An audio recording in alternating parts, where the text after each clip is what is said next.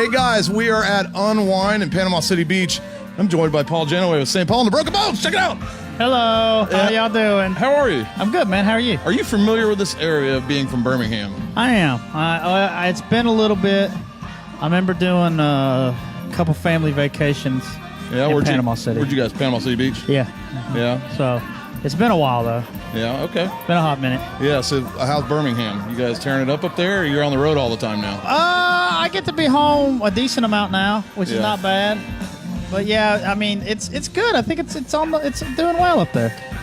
So if you were recommending somebody come down here to the beach, what was your number one tip? If you come to Panama City Beach or 30A or so, what's the big tip from Paul to come down here? Sunscreen. Yeah, that is a good one. Sunscreen.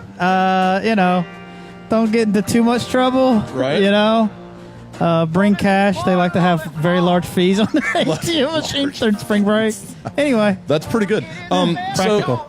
So let's kind of go in the Wayback Machine a little bit, just so people on our fan base can kind of learn a little bit about St. Paul, because I think as people see you at concerts, they're like, well, I didn't know about them, but now they're my favorite band. Right. So when you guys started, how long had Half the City been in the hopper, and how long did you guys work on that? We recorded it February of 2013.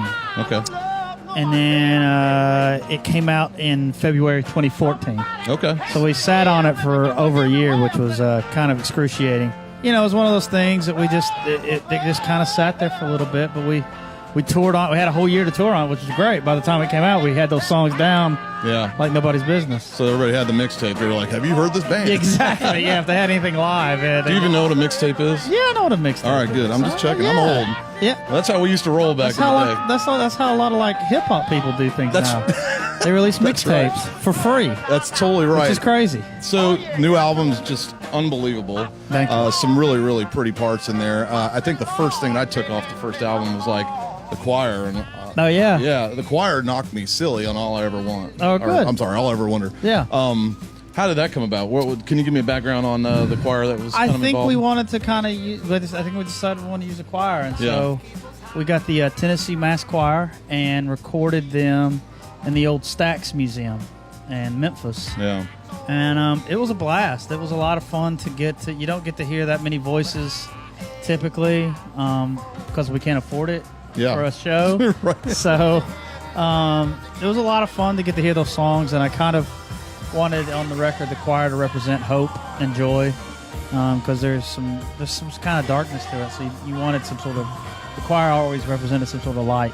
Absolutely, and the song is amazing. Thank you. So tell me about the song, because that's the standout one right now. The world is pretty crazy right now. Right. So that song means more and more every day to me. Yeah, it's to me that song was kind of going through this, how we can get so apathetic about things, right. and really how that's difficult, navigating that and trying to feel like, oh man, I feel like I need to do something, but I don't know what, and I don't know which way is right, which way is left, Yeah. And I think it doesn't give a lot of answers, but I think it's just the exploration of that. Most powerful line in there. We're never going to play the same song. Yeah, exactly. Right? Yeah. That's really, really good. So tell me what's going on here at Panama City Beach. We've been putting a lot of 38 stickers up in Birmingham. I'm sure you've seen these. I have seen those stickers. Right, so we're pumping it up there, and it finally worked. They came down to the beach again.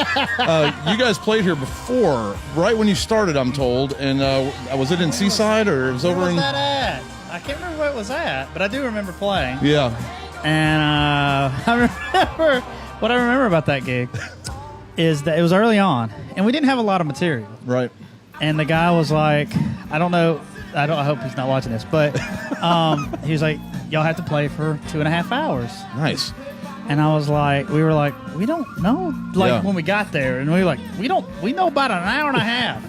I don't know how, we noodled, and it ended up, I think Broen, who at the time, he's our guitar player, had to get up and start doing his own songs. Nice. It was one of those, I vividly remember that, because they were like, we got to get to the fireworks. Your drummer did a 45-minute It was like that. We didn't have enough material. Now we can pull it off, but we didn't have time. So we caught you guys in Mobile for the Mardi Gras show on the Alabama World Tour. Oh, yeah. Do you remember that? I did. A couple of years ago. So we were in the front row. I've never seen you guys before.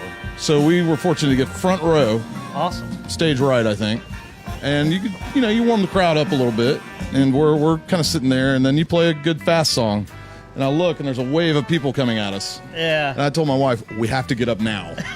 And so we left everything in the chairs, and we ended up right in front of one of the areas where you walk back and forth, which is where I first saw the shoes. Yeah. I got a better view of your shoes than anybody in that place all Awesome. night. Where did the shoes start? My wife does those. She does them. They're amazing. I broke some really nice ones. Oh, out the those day are before. nice. I've only got sandals on right now. That's good. So the shoe game is really, really powerful. The other thing that I take from that concert is like one of my famous photos now.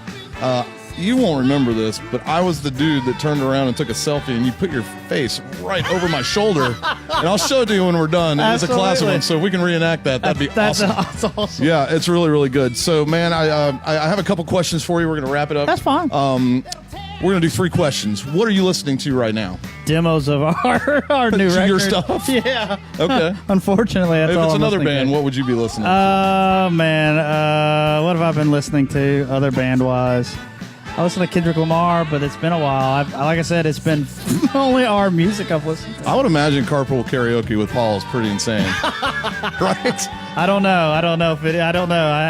I've only done karaoke twice in my life. Okay.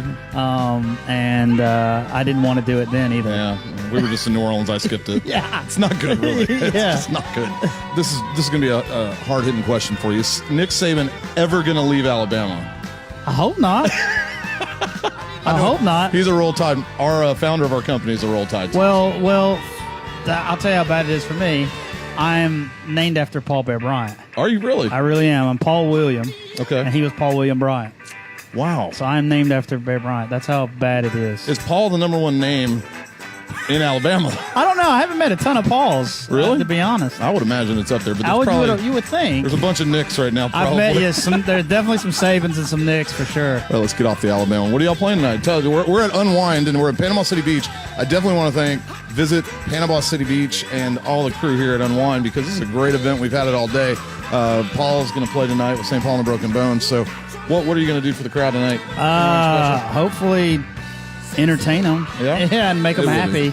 We have our highs, we have our lows, and hopefully everybody enjoys it. Next album, you guys working on that? Is there something in the album? That's what I've been focusing on. All right. So we haven't been playing a ton of shows right now. Yeah, I noticed that. So we've been focusing on the next record. So this is one of the bands that our family listens to. These are my kids' bands. I'm not kidding you. They're here. Good. Yeah, they really, really enjoy this band. I remember growing up listening to ABBA and people like that. Those were my parents' bands, John Denver and those guys.